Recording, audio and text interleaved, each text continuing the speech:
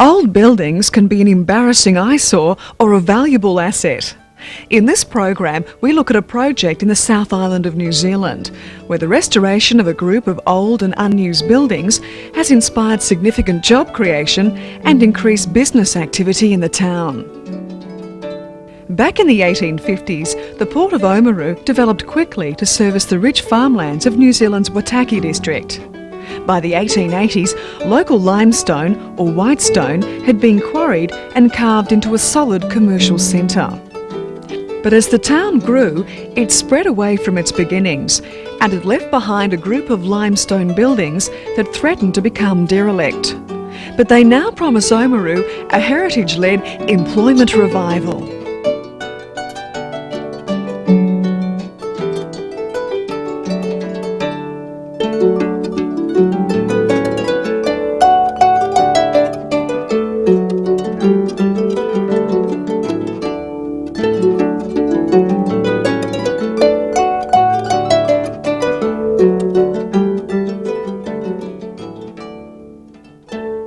Years ago, the area was and still is the most unique collection of 19th century buildings in the whole of New Zealand, and the area was very run down, very dilapidated, buildings in a poor state of disrepair. A small group of community leaders got together one afternoon right down in this area and started to develop the idea that this is unique, we should be doing something to preserve it and to turn it to our competitive advantage.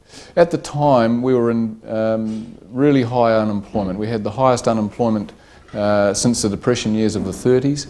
So one of the clear focuses was to look at how we could generate new job opportunities, establish new businesses and preserve the area at the same time as a visitor destination. And also we were looking at the spin-offs. If we could attract more visitors into the town, what would those spin-offs be in terms of the local economy, strengthening the existing businesses and creating new opportunities within the area. And that is now quite evident.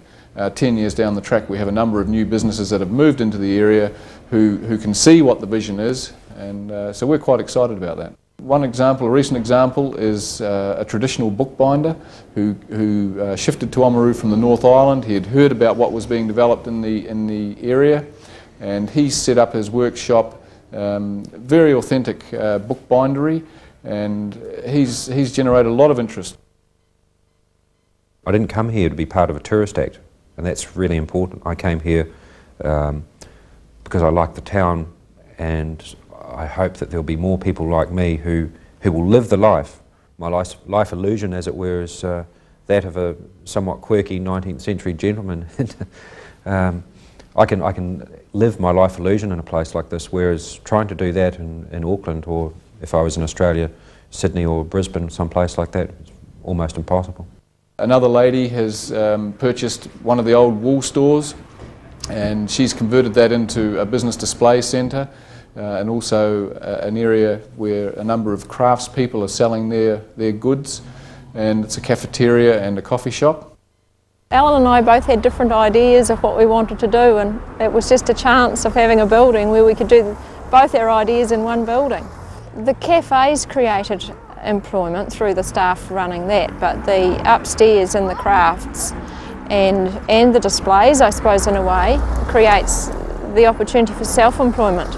And there's another business making period furniture, and that operation takes in three of the historic buildings. Well, basically we were in this town and had to make a decision on whether to stay here or move out to get the size of facilities that we required, really, John. And this was the one opportunity in North Otago where we had the room to grow to the size that we are now.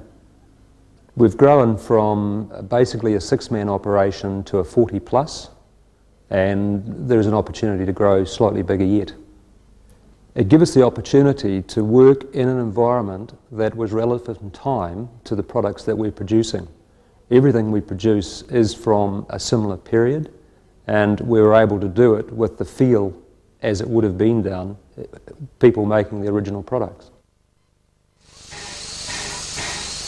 We've got the Oamaru Steam and Rail Restoration Group, and they've restored a beautiful old steam train and carriages, and they run that on special days. There's the North Otago Art Society, and they've taken on one of the buildings and set up an art gallery.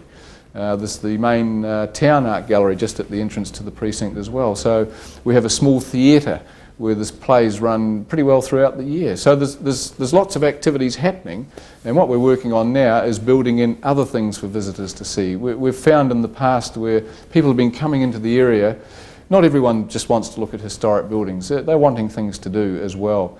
So last year we started to manufacture penny farthings.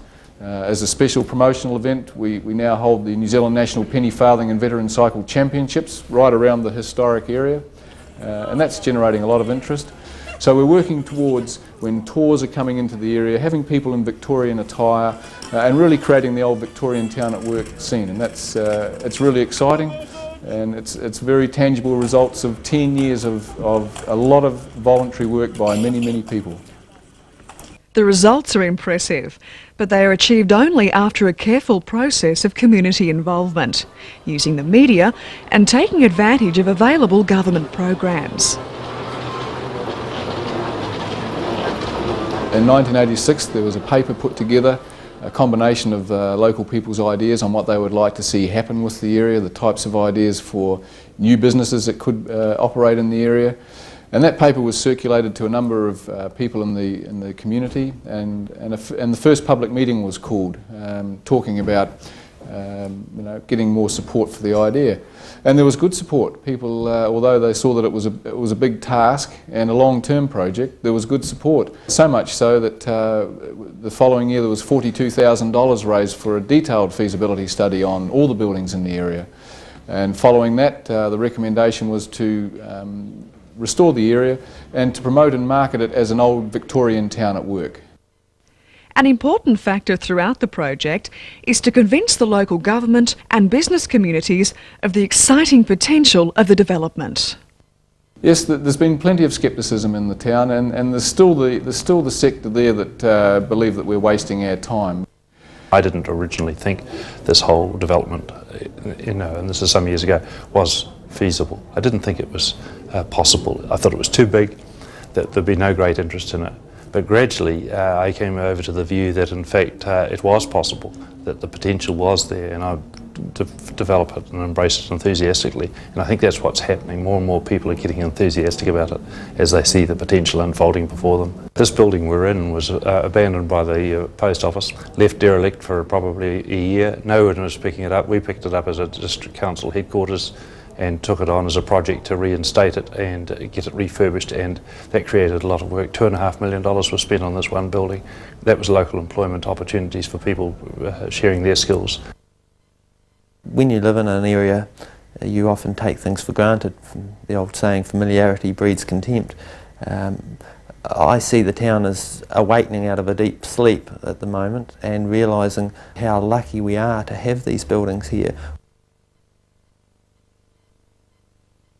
The success of this type of project is really critical that the wider community feels that they're part of it. They've actually helped to shape the future of that project, and that takes a lot of time. It takes skilled people to go in and help groups to plan projects through, and to help them identify the potentials, and to help them put in place the infrastructure, and to raise the funding, and to do the studies that are needed, and to get, there's so many different components to getting a project like this underway. But if all the steps are taken carefully and people are kept up to speed, then the potential is really quite exciting, and that's what we're excited about in Oamaru. As we have seen, the achievements at Oamaru demonstrate some of the outcomes that are possible when you work creatively with a heritage asset. And as David has detailed, the key factors in the success of such a project include the vision to see the potential of the development, community involvement, energetic leadership, expert advice, and careful planning.